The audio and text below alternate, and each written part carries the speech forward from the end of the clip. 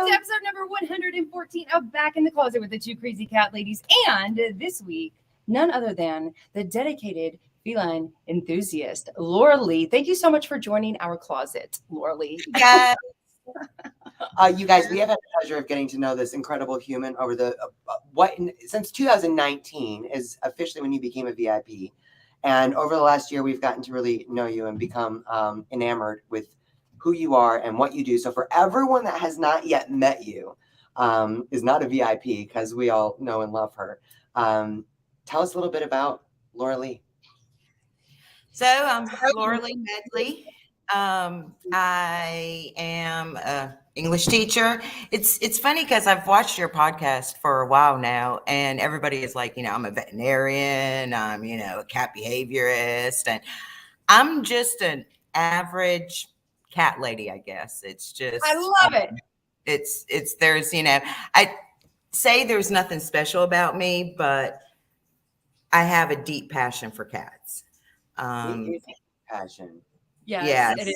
I like how you just kind of led with the whole I'm an English teacher thing. Tell everybody. So we've gotten to know that, you do, we'll get into this obviously during the interview. You do kitty clinics. You have a clouder of an inordinate size of your own that you care for that has come about in interesting ways that I think people would be interested to learn. But you are also a full-time high school English teacher.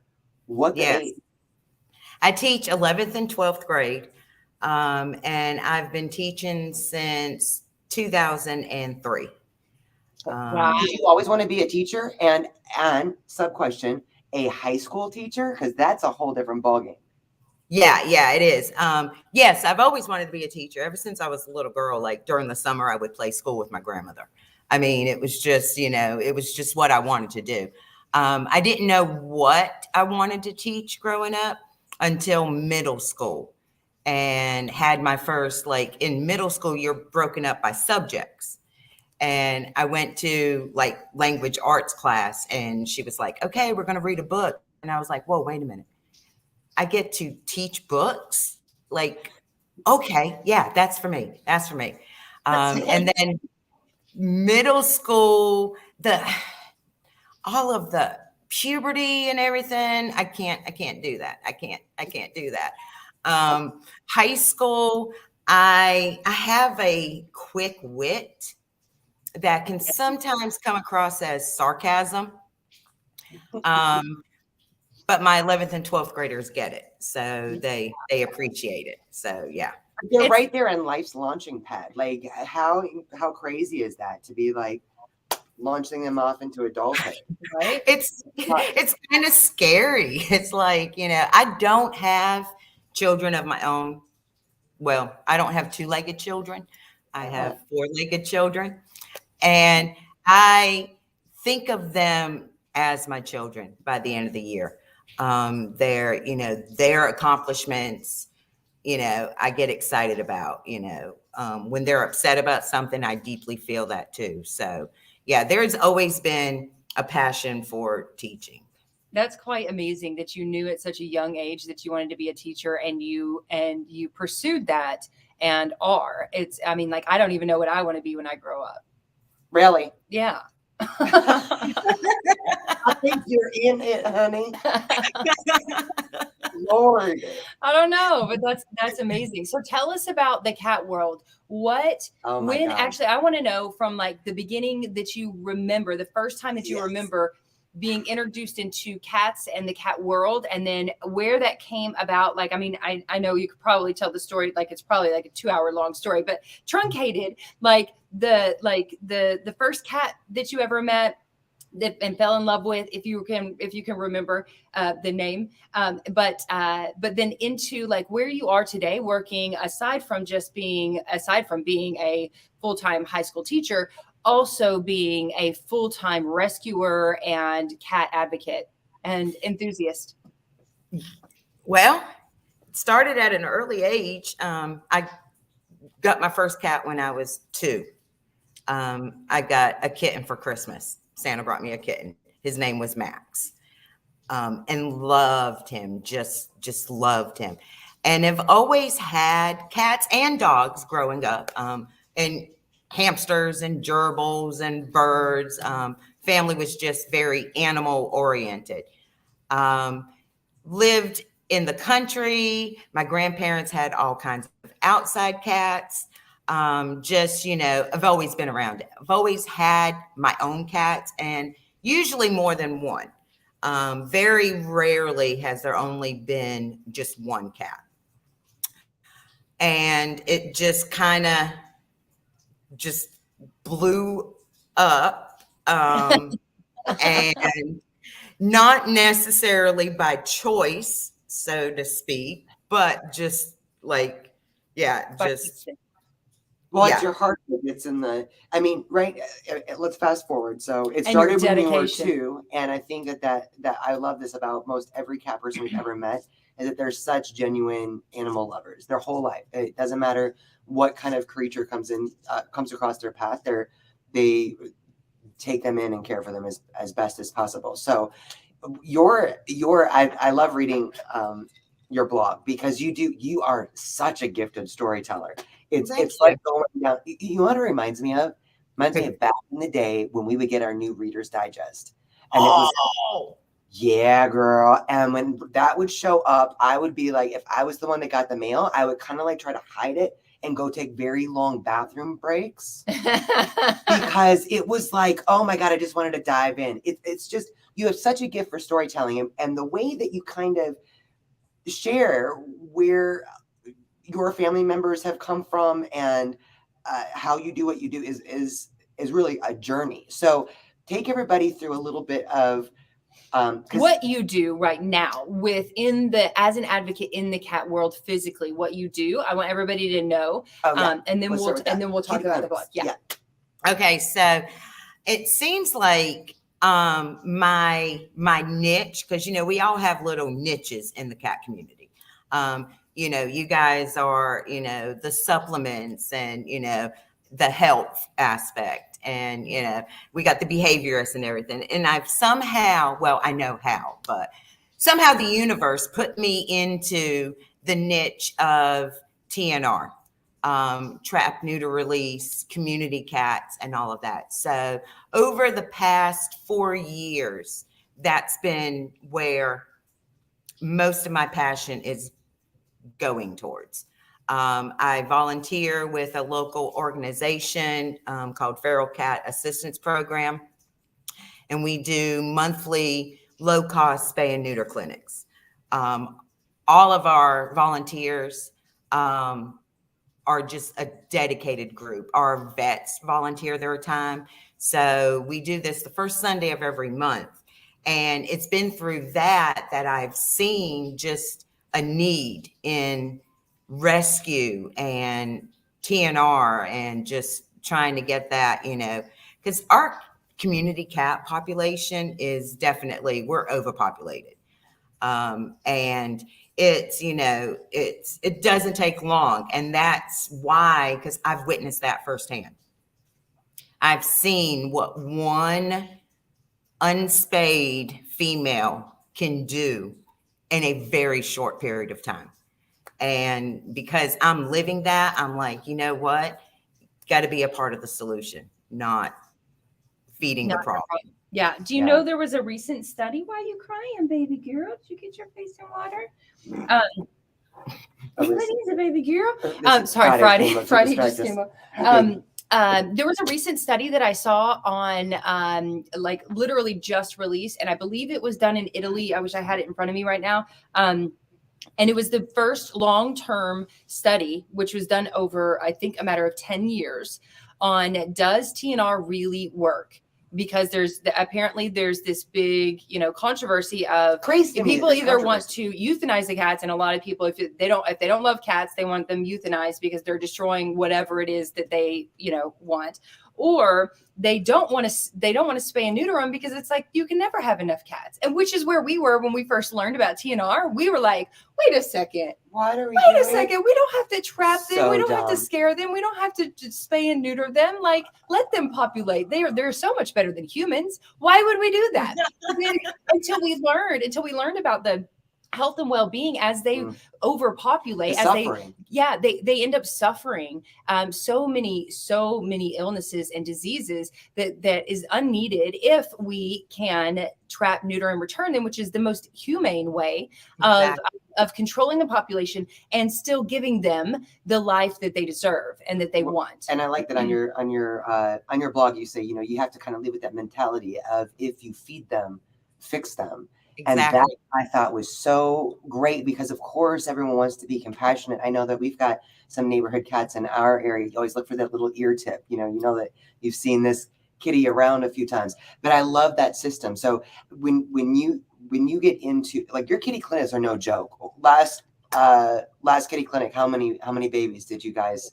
Last kitty clinic, so the beginning of April, we did 64 cats. I know our numbers for last year, we did 883 cats. Wow. And that's doing it once a month, y'all. That is just crazy. And it's not just the kitty clinics you do. Tell everybody a little bit what happened over Easter. Oh, so It was. it's my life. This is the way my You're life. a magnet. Yeah. So, you know, I teach in a high school, and last Monday, one of our assistants was monitoring during one of the lunch periods, and she went around outside because it's warmer, kids are starting to go outside. And she saw this group of kids on the side of the cafeteria, like near the loading dock. And she's like, what are they doing now? So she goes to walk over, and as she's walking, she hears, somebody needs to tell Miss Medley. Does Miss Medley know about this? She'll know what to do with them. So she knew instantly it had to have something to do with cats, because I'm known. They've actually done 2 articles in the school newspaper about me. So it's like, I'm known as the crazy cat lady at school. So sure enough, she goes, and there's a young tabby cat and 2 little kittens, a little solid black one and a little gray one. So she texts me, she says, young mommy and 2 kittens at the loading dock near the cafeteria. And I'm like, so I'm asking her questions and she's responding. So during my planning period, I go out there, sure enough, young tabby mom, 2 little kittens. I'm like, all right. And they're not human shy like a feral usually is. Right. And this is because the kids have been feeding them during lunch. So they've kind of been interacting with humans a little bit. So I contact one of the volunteers at FCAP, and she does trapping also. So I'm like, hey, you willing to help me with this? So we set up a plan. We decide we're going to do it over spring break because it'll be quieter and they'll be hungry because the kids wouldn't have been there feeding them. So they'll be hungry because a hungry cat will go in a trap. Yes. So you want your cat hungry. So we set the plan up to do it Saturday. I get there before she does, and I walk over to make sure that they're in their little hidey spot. And there's this black cat there too. And I'm like, where did you come from? I'm like, okay, bonus black cat. Here we go. So she gets there. I tell her about the bonus black cat. We get up a game plan. In 2 hours, we caught all 4 cats. Nice. So, and that's not typical. I don't want people out there going, oh, okay. That's like a cat every 30 minutes. That's the crazy It's not. of the TNR work. Like 2 hours. First time we did a TNR, they're like, okay, and now we wait. And we're like, for how long? Like, So they're like, it'll usually, probably be after dark. And we're like, that's in like 5 hours. Mhm. It's cold. Yeah. And you got to wait quietly. Like Yes. you can't. I brought my husband with me trapping one time, and I get the trap all set up and I get back in the car and I'm waiting. And next thing I know, he's on his phone and he's like watching a video and like music is playing. And I'm like, what? No, you can't. So he went one time with me. He can't. He's not allowed to be trapping anymore. So we trapped all 4. And because I didn't know anything about the little bonus black cat, we decided that we would bring the bonus black cat to our facility and set it up in a crate there to, wait, because we're going to run them through our clinic, and that's in a week and a half now. So, keep them there. Well, when we setting the black cat up, we realized the black cat is a female and has also been nursing, had 2 little nurse nipples. And we're like, Well, seriously? So we're concerned that there's other kittens there, because we're convinced that Tabby Cat is the mommy. Like, Tabby Cat has always been around. Tabby Cat was very protective of the kittens. We're convinced Tabby Cat's the mommy. So we get back to my house to set up the Tabby Cat and the kittens, and we realize Tabby Cat's not the mommy because Tabby Cat's a boy. Oh, so was it mommy daddy? No, because Tabby Cat is apparently from her first litter. And he's not old enough, we don't think, to have produced kittens of his own. Wow. This is where being an English teacher comes in really handy. Huh? The power of language, Laura Lee, the power of language. So Mommy Cat, I brought Mommy Cat back. So I've got them set up in little crates down in my entertainment room. And of course I had to name them because you can't have a living soul without providing it a name. So Tabby Cat is Toby. I don't know why Toby popped into my head when I saw him. Black Cat, Mommy Cat, is Easter. Of course she is. The little black kitty is Lily, and the little gray kitty is Cactus. Oh, how cute I love is that. Okay, Yeah. so are they coming home with you? Well, they're all at my house. They're all here. Okay. I'm socializing the kittens, and they're pretty much socialized, not sweet and loving just yet. Like, I want to get them before they move to their forever home. But socialized. Toby is actually like, he will eat the churro tube for me. I can put some on my finger and he'll lick my finger. He's unsure about the toothbrush petting on the head, but he's not hissing as much with it. So I think I might be able to tame him. Mommy Cat's still kind of scared. She's hiding out. So yeah, we'll So see. how many cats total do you have at your like home right now? Total now, counting those, Yes. 23. Wow. 23. And 19 of those are forever cats. 19 of those are my forever cats, yes. Wow. I don't know if Jay knew that number. Did you know I that didn't number? know that number. No. I would say because you've got different households though. Oh, right? yeah. I got different households. Yeah. It's not like there's 19 cats roaming free reign in the house. And there's reasons why the 19 cats are broken up. And I actually break them all down, break my clouder down into 4 parts on my blog, just because I'm sure people are like, what? 20, like 19 cats? What in the world? But yeah, I have, okay, so 3 of the cats, 3 of them, like my resident cats, 3 of them are actually like 3 when I was normal cats. When I was normal? At what number did you become Abby normal? I'm gonna say when it reached into double digits. Double digits. Okay. Yeah. Like some people would have said, because at the time there was 4. I had my Jinxie cat, and he passed probably about 4 years ago, maybe. So then that left 3. And then, like I said, that one stray mommy wandered up to my house. And of course, I'm going to feed a cat that comes around. And I didn't know she was pregnant. And she wasn't feral because she would eat in front of me. She would come up to me, but I couldn't really like get my hands on her. And then she had 4 kittens. And then it's the craziest thing. As soon as they were able to be weaned, she literally brought them to my garage where I would feed her. And then she hightailed it out of there. She was gone. So I had these 4, and they were feral. I had 4 feral kittens, and then 1 wandered off. So there were only 3, 2 females and a male.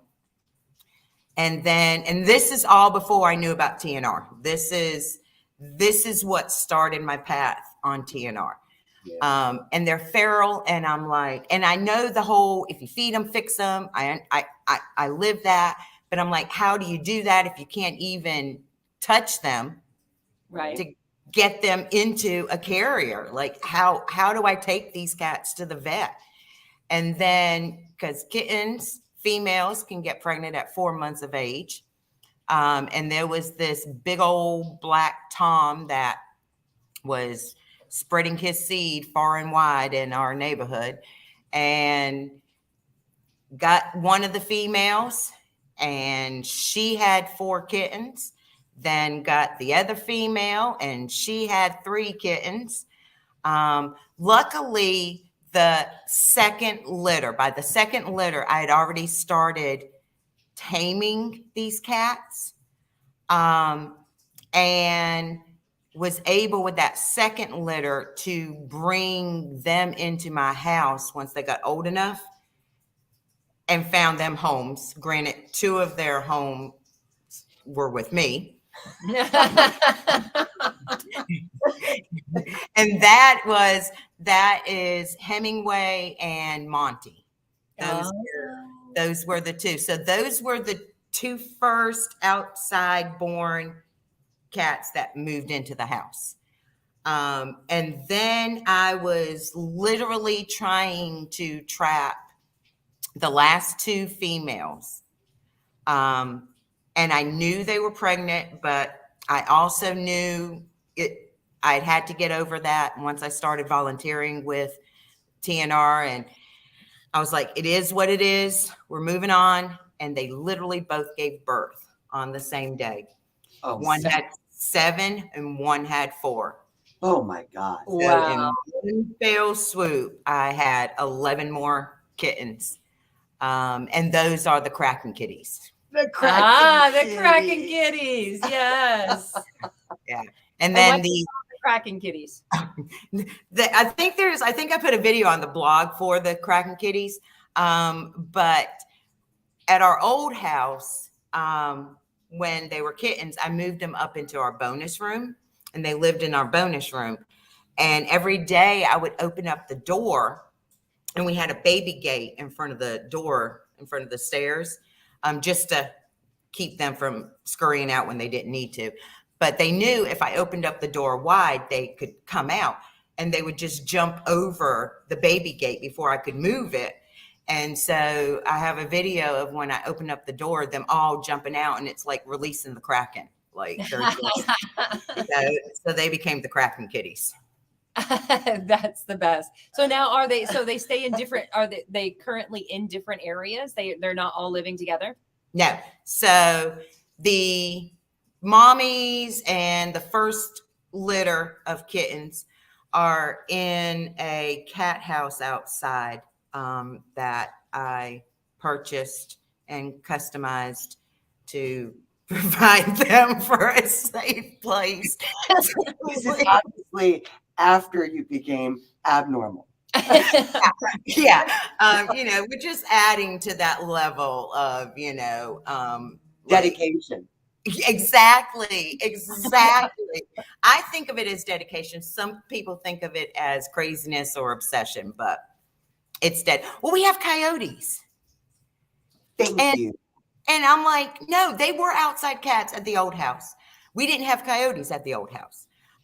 They were going to be outside cats here because we have like 6 acres. Like, I was like, this is going to be heaven for them. This is great. And they're in the garage acclimating when we moved here. And I'm sitting on the back porch one night, and I'm like, what is that noise? Yeah. And I look it up, and I realize it's coyotes. And I'm like, oh, nope. Plan B. Cats are staying in the garage until I can get a shed. So they have their own cat house. What? Yeah. So there's 6 in the cat house, and then there's 6 Kraken kitties downstairs, and their area is probably the size of 2.5 studio New York apartments. They're got a very big area. Bougie. Yeah. And it's all kinds of catified down there for them. And then there's 6 up here. 2 of them were originally Kraken kitties. Emmett, he was diagnosed with FIP, but we beat that, so he's good now. And then Prudence just recently graduated to resident status because she was being bullied by her siblings. So there's 6, 6, and 6. And then the 19th cat is Panda, and he came with the house that we bought. Because of course I buy a house that comes with a cat. So Yeah. I think that makes sense. That's perfect. good. Perfect sense. Yes. Okay, so you've had this wide array of experience, learning most of it by experience, right? Learning like what TNR is, what I need to do. Like, oh my gosh, cats are coming to me left and right, and then you decided What recently Yeah. So to start writing about your experience. So Yeah. back it up a little bit. What was the genesis of this idea? Yeah. When did it start? So my sister graduated with a degree in web developing, and she wanted to build up her portfolio. So she was like, hey, if you can decide on something, I'll create a website for you. And I'm like, oh, okay, cool. What can I do? And I knew, obviously, I mean, cats pretty much rule everything in my world. Like it revolves around cats. So I knew it had to be something about cats. And I originally thought about doing like just a resource page, just like a one-stop resource page. If you want to find out about nutrition, here's some links. If you want to find out about kidney disease, here's some links. And I'd even tossed around an idea of a name like Catology 101, like an education type course thing. But that never didn't like resonate fully with me. And then my Monty got sick and was doing, a friend of mine was coming over and doing some Reiki, and I saw how well it was working. So I actually got certified to do animal Reiki. So I thought, let's do an animal Reiki one. So that's what we were going to do. Still didn't resonate with me. And then actually, Adrian, it was you. What? So yeah, it was you who just triggered it for me. We were doing a VIP Zoom back in February, and you were telling one of our VIPs to find what her passion is and to go for it. And it clicked. Yeah. So the next morning I called my sister and I was like, okay, here it is. This is what I'm doing. And we talked and we tossed around some ideas, and then the Dedicated Feline Enthusiast was born.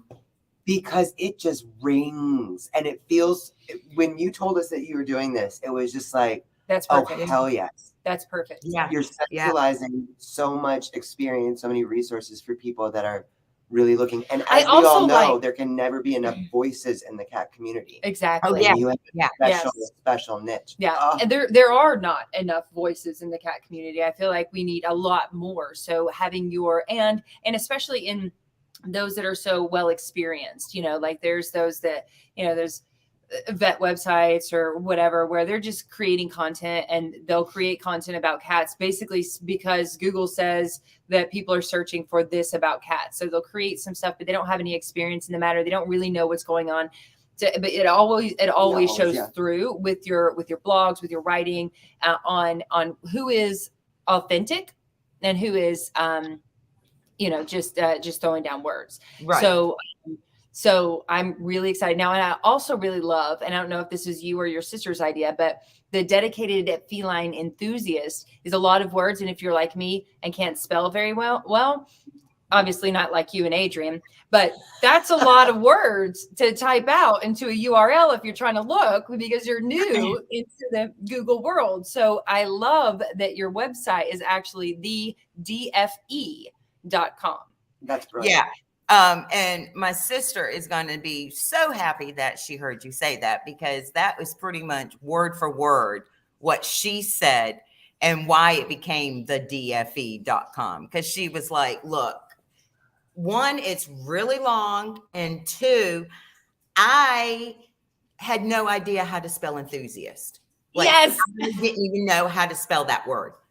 Like, you got to remember that people aren't going to know how to spell that word. Like, it's just, it's not a common word, Lora.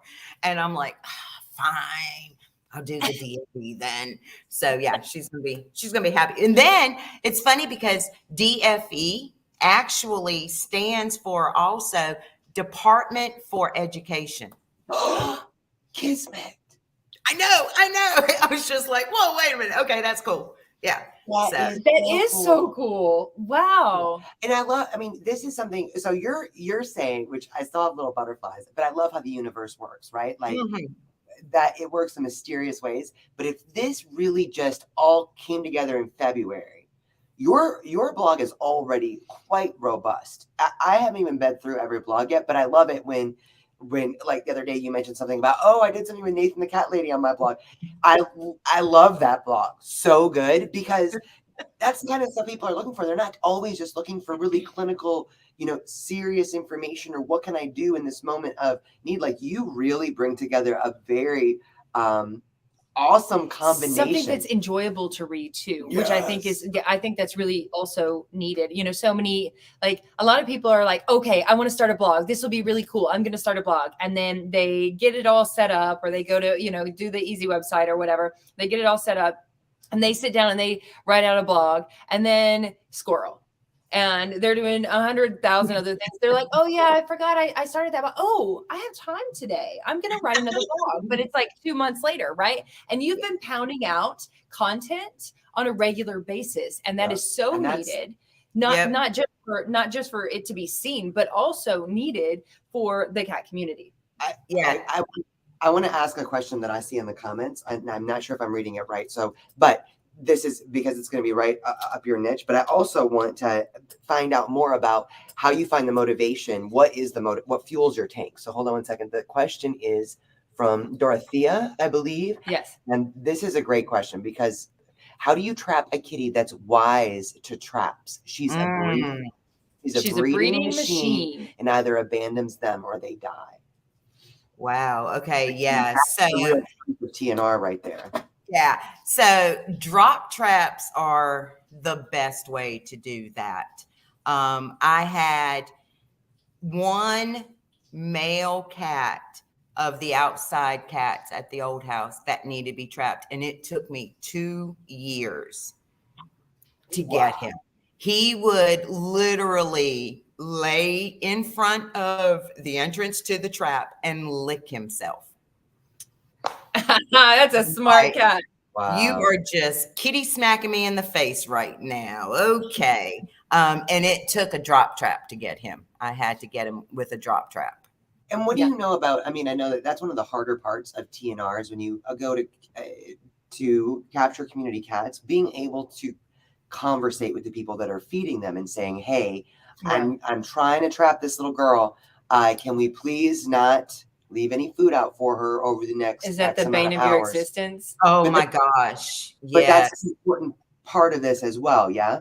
Yeah. You have got to, if you're trapping for somebody on their property, or if you're like trapping at a business, first you have to get permission. You have to make sure that, because they can get you for trespassing.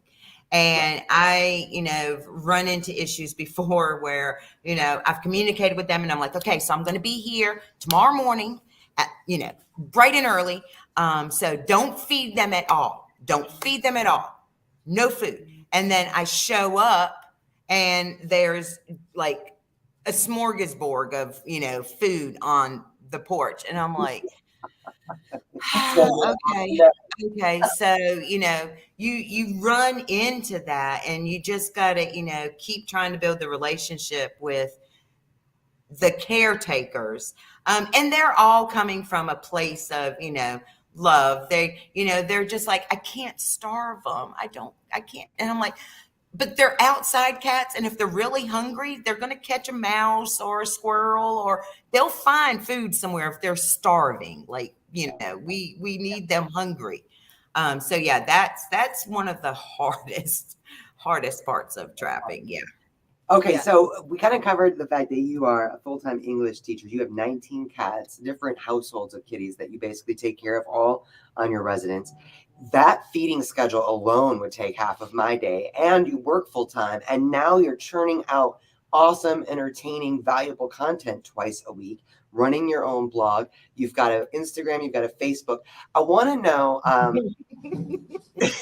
She's like, when you say it like that, wow. I need a nap right now. Just Right. listening to that. I want to know what fills your tanks. I mean, this is what gets you up and gets you going and keeps this moving, motivates you. Well, if we just do my cats, just what motivates me to take care of my cats, it's because they're my world. Like I truly wake up in the morning and I'm like, okay, what can I do? And I'm not lying. What can I do to make their life better today? Like, I mean, seriously, when you die, you want to come back as one of my cats. That's the running joke with anybody who knows me. And yeah, I'm tired. I'm exhausted all the time. I mean, it's, it is, but my sister and I pick a lot that her kids are very much like my kids. Like, they're different, but it's the same. Like, she's tired. She has 3 little ones. She's tired all the time, but you just do. You push through that. And so just seeing them happy, like just, all of the resident cats, so the upstairs cats, are transitioned now to a raw diet. And it seriously makes my heart happy when I see them eating that food, knowing that I'm doing what I can to make sure that they're happy and healthy. So yeah. Then the TNR and everything, and that motivates me to make these lives better, because it's not fair. Those cats didn't ask to be born in that situation. It's the human's fault. We have let those cats down. And so doing what I can to make their lives better is Sloopy makes an appearance. Hey, Sloopy. Doing what I can to make their lives better. I mean, it's a tough life out on the street for a cat, even especially a tomcat. Like it's really rough being a tomcat on the street. And so just getting it to where, we're shutting these kitten factories down and, making sure that they can live a longer, healthier life. That does it. And then the blog, providing people who may not know about things with the information in a accessible, entertaining way is what motivates me. I thought I was feeding my cats great food until I started doing research, and pet food documentary totally just messed with me. And as soon as I watched that, I looked at my husband and I'm like, no more dry food. We are not doing that. So, and I mean, people probably don't know this stuff, because I didn't know it. Yep. And being the teacher, that desire to learn and to research and to find out more information, it's innate in me. You know, I was born with that. So let's just combine them all and bam, there we go. Oh my I love God. it. So I You love are it. Just so a couple of times amazing. that we've talked to about like different blog ideas, but it's like the rabbit holes you go down. You know, it's like you start looking at something, and then and it does make you realize how difficult it is for people. I'm sure you have people contacting you. We have people contacting us all the time, being like, "I went to look for this, and I'm finding all this stuff." Like, Right. and it's a bit of time. Like they only have a certain amount of time they can dedicate to something. At B, it's just overwhelming, right? Mhm. It's or confusing. It helps when you can actually have a human to human conversation with somebody or learn from their own genuine experience what their journey was going through Yeah, down exactly. that rabbit hole. And I feel like in this day and age, more people prefer to learn from experience or learn from people who have had experience rather than learn from someone with a bunch of letters after their name, right? Like someone with a PhD or someone with a DVM or someone with a, you know, like all these things that used to be like, you have to have all these credentials. You need to get your Right. certification in A, B, and C. These days, people want to hear from genuine people that are just like them, that they can understand and that are Have relatable. lived through something and Yeah. and can empathize with where they're at, Yeah. which Yeah. I think is such a gift. Talk to me a little bit about, we're brand new, right? Brand new. I mean, you're not, but being out there, this is pretty new. What is your goal? What do you see as like, what do you want to accomplish? What is the satisfaction? So I mean, you know, I would love to become a stay-at-home cat mom and just do this full time. It's funny because I always look at the cats every time I see like a funny cat video or something, you know, and like it's exploding and, you know, they got all these followers and everything. And I look at my cats and I'm like, y'all are worthless. There is 19 of you. How come one of y'all have not made me internet famous yet? How is that possible? Little did I know it was going to be the 19 of them collectively that was going to do it for me. Yeah. So, you know, yeah, the lofty dreams. However, it's going to have to really like take off big because, you know, that saying, I work hard so my cats can have a good life. Yes, I have that wine glass from Madison in our VIP group. Yeah. At Well, this point, I'm not going to be able to retire anytime soon. Like, let's change that. Well, For everyone that gets Yeah. to watch, that has the pleasure of meeting you through this interview, let everybody know again what the website is, what your social is, best ways to get in touch with you, all that jazz. Okay, so the website is www.thedfe.com. Facebook, I think it's ll.thedfe.com. And then Instagram is, sorry, you're gonna have to learn how to spell it, The Dedicated Feline Enthusiast. Yeah, girl. The You're gonna dedicated. have to learn. And once you key it in a couple of times into your search engine, it's gonna pull it up for you. Yeah. Well, and for all of those that are listening right now, you can get to her website in the description of this post on Apple, Spotify, Google Podcasts, Facebook, YouTube. You can just click the link, so you don't have to type anything in to get in to Lora Lee's website. Check it out. Read the blogs. Give some feedback. Those comments really help. Yeah, they do. So give some feedback. Ask questions. I'm sure you're keeping up with all of that. So yeah. So go check out Lora Lee, Miss Medley. Miss Medley. Miss I'm surprised Medley. Jay's Southern didn't come through. I know it didn't come through as much. I thought for sure she's I need just gonna wine. sink you into a little Southern belle, but she didn't. My little Southern drawl over here. Lora Lee, We we're love so it. grateful for you. I love what you're bringing to the cat community. I love your voice. I love your passion. Yeah. I just think you're such a gift, Yeah. and we're excited to watch you grow. This is going to be amazing. you. Absolutely. So everybody check out Facebook, Instagram, and Lora Lee's website, The Dedicated Feline Enthusiast, here with us today. Subscribe to her blog, and thank you guys so much for joining us. We will see you again next week. Mwah. Love you, Lora Love you Lee. guys. We'll see you soon, guys. Thanks Bye, for guys. joining. Bye.